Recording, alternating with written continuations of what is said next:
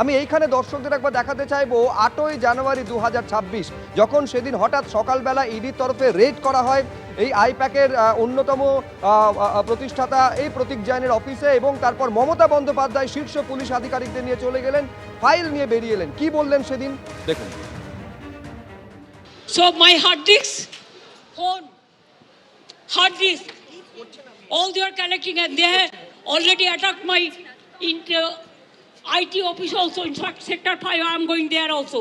He raided my IT sector office to collect all of our party hard disk,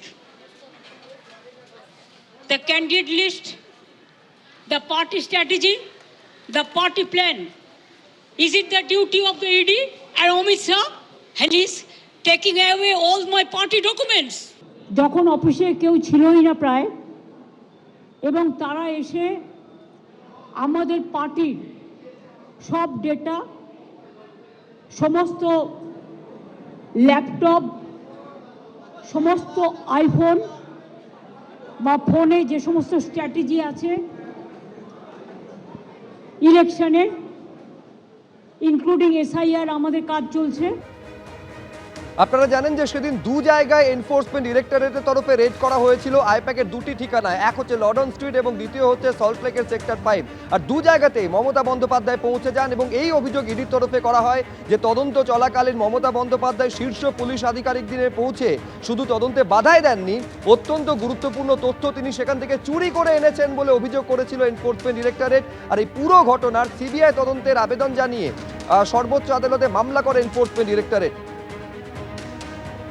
আমি আবার কথা বলবো, বিজেন্দ্র সিংহ আমাদের প্রতিনিধি রয়েছেন। তোমারও নিশ্চয়ই মনে থাকবে বিজেন্দ্র, একেবারে রাজ্যের তরফে মমতা বন্দ্যোপাধ্যায়ের আইনজীবীর তরফে এই কথা বলা হয়েছিল যে সরকারি কর্মীকে কাজে বাধা দেওয়ার অভিযোগ যদি থেকে থাকে তাহলে সংশ্লিষ্ট থানায় অভিযোগ করা উচিত। এবং সেদিন সর্বোচ্চ আদালতের মহামান্য বিচারপতিরা এই প্রশ্ন করেছিলেন, অভিযোগ যার বিরুদ্ধে তিনি তো রাজ্যের পুলিশ মন্ত্রী, পুলিশের বিরুদ্ধে অভিযোগ, তার তদন্ত করবে সেই রাজ্যের পুলিশ। আজকে সেখান থেকে পরিস্থিতি কিভাবে সম্পূর্ণ 180 ডিগ্রি ঘুরে গেল?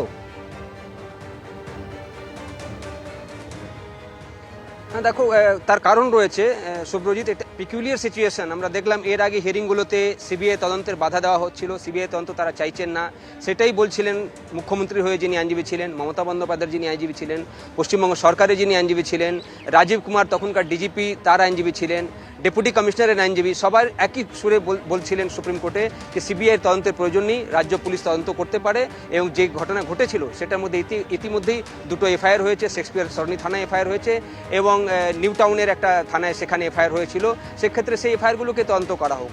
আজকে দেখো, যেটা জনগণের রায়, যেটা 4 মে এসছে, সেটা কতটা পাল্টে দিয়েছে সুপ্রিম কোর্টে। আজকে আমরা দেখলাম মমতা বন্দ্যোপাধ্যায়ের আইনজীবী মেনকা গুরুস্বামী নিজে থেকেই বললেন যে তারা চাইছেন এটাতে CBI তদন্ত হোক।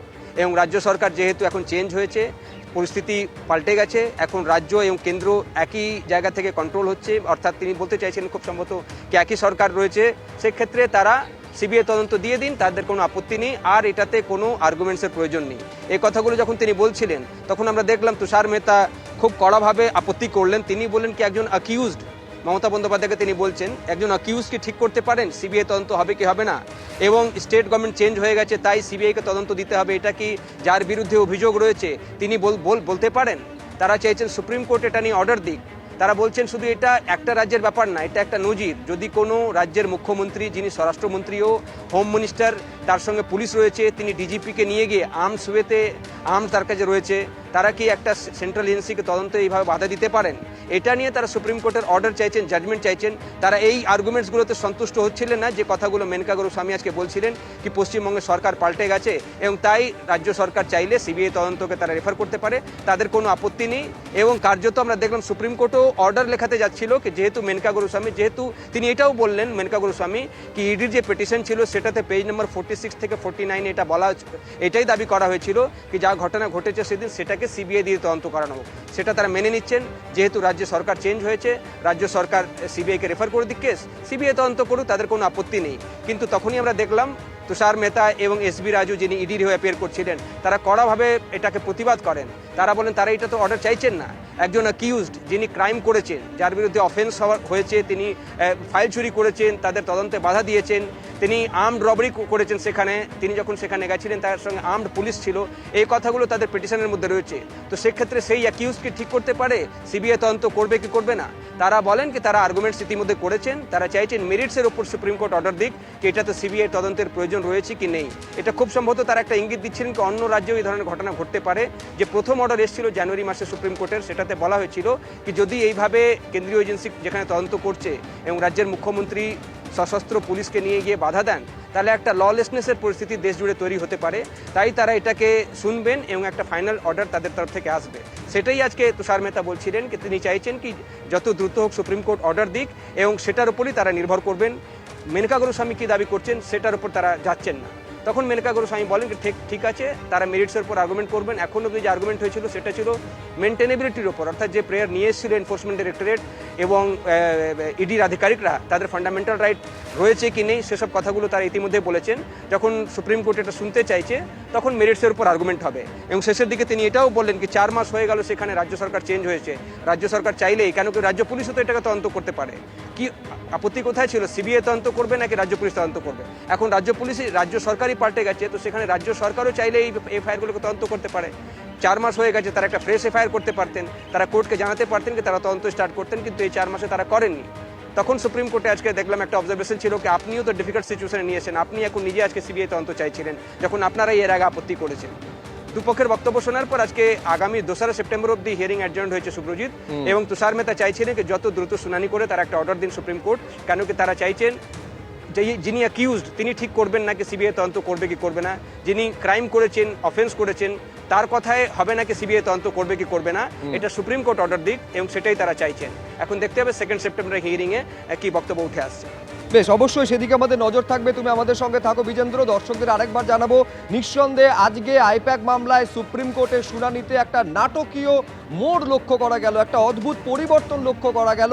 এতদিন পর্যন্ত যে মমতা বন্দ্যোপাধ্যায়ের আইনজীবী বা তৎকালীন রাজ্য সরকারের তরফে যারা দাবি করছিলেন যে ইডির এই মামলা করার এখতিয়ার রয়েছে কিনা, সিবিআই তদন্তের বিরোধিতা যারা করছিলেন, আজকে তারাই সিবিআই তদন্তে তাদের কোনো আপত্তি নেই বলে স্পষ্ট জানিয়ে দিলেন। রাজ্যে পালাবদল হয়েছে, সরকার বদলেছে, ইডির আর্জি মেনে সিবিআই তদন্তের নির্দেশ দেওয়া যেতেই পারে, এই মর্মে সওয়াল করেছেন মমতা বন্দ্যোপাধ্যায়ের আইনজীবী মেনকা গুরুস্বামী।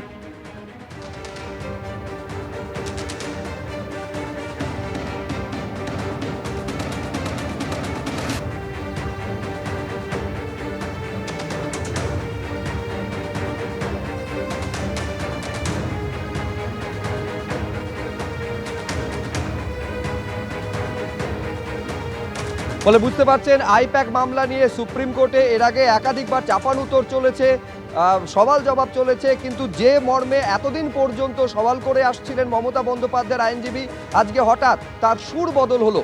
আজকে স্পষ্ট এই মর্মে তাকে সওয়াল করতে শোনা গেল যে রাজ্য সরকার, রাজ্যে যেহেতু সরকার পাল্টেছে তাই ইডির আর্জি মেনে সিবিআই তদন্তের নির্দেশ আদালত দিতে পারে, তাদের কোনো আপত্তি নেই।